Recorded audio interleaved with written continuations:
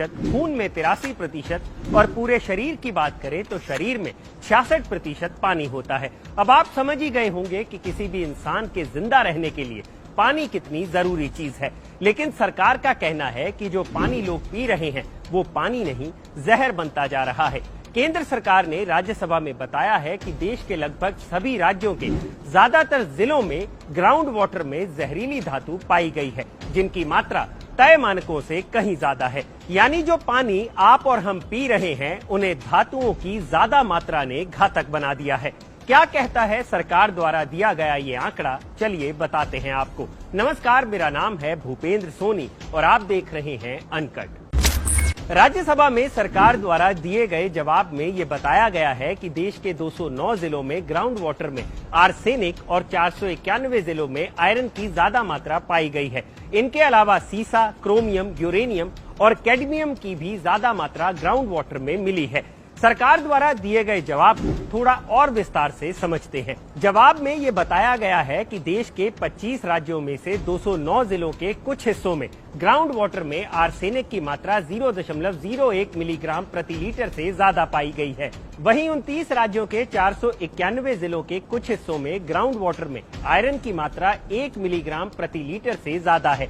देश के 21 राज्यों के 176 जिलों के कुछ हिस्सों में प्रति लीटर पानी में सीसा की मात्रा तय लिमिट 0.01 मिलीग्राम से ज्यादा है। इसी तरह 11 राज्यों के 29 जिलों के कुछ हिस्सों में कैडमियम, 16 राज्यों के 62 जिलों के कुछ हिस्सों में क्रोमियम और 18 राज्यों के 152 जिलों के कुछ हिस्सों के पानी में यूरेनियम की मात्रा तय मानक से ज्यादा पाई गई है।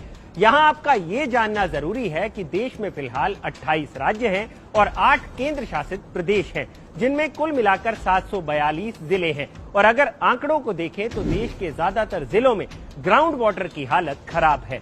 ये आंकड़े इसलिए भी डराने वाले हैं क्योंकि जल शक्ति मंत्रालय के मुताबिक देश की 80% आबादी ग्राउंड वाटर पर ही निर्भर करती है और शहरों से ज्यादा दिक्कत गांव वालों को है, क्योंकि भारत की आधी से ज्यादा आबादी गांव में ही रहती है, जहां पानी का मेन सोर्स ग्राउंड वाटर ही है। वैसे सरकार ने राज्यसभा में दिए अपने जवाब में उन रिहायशी इलाकों के बारे में भी बताया है जहां पीने के पानी के सोर्स काफी पोल्यूटेड हो चुके हैं। सरकार ने बताया है कि देश भर में 671 इलाके ऐसे हैं जहां के पानी में फ्लोराइड की काफी मात्रा पाई गई है। वहीं 814 इलाकों का पानी आर्सेनिक, 14,079 इलाकों में आयरन, 9,930 इलाकों में खारापन, 517 इलाकों में नाइट्रेट, 111 इलाकों का पानी भारी धातुओं से प्रदूषित है।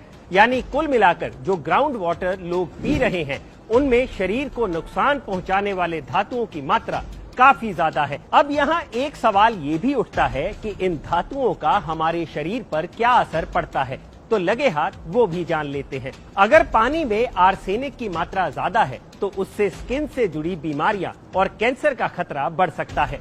वहीं आयरन से अल्जाइमर और पार्किंसन, सीसा से नर्वस सिस्टम, कैडमियम से किडनी की बीमारियां, क्रोमियम से ट्यूमर और पानी में यूरेनियम की ज्यादा मात्रा होने से कैंसर होने का खतरा बढ़ जाता है।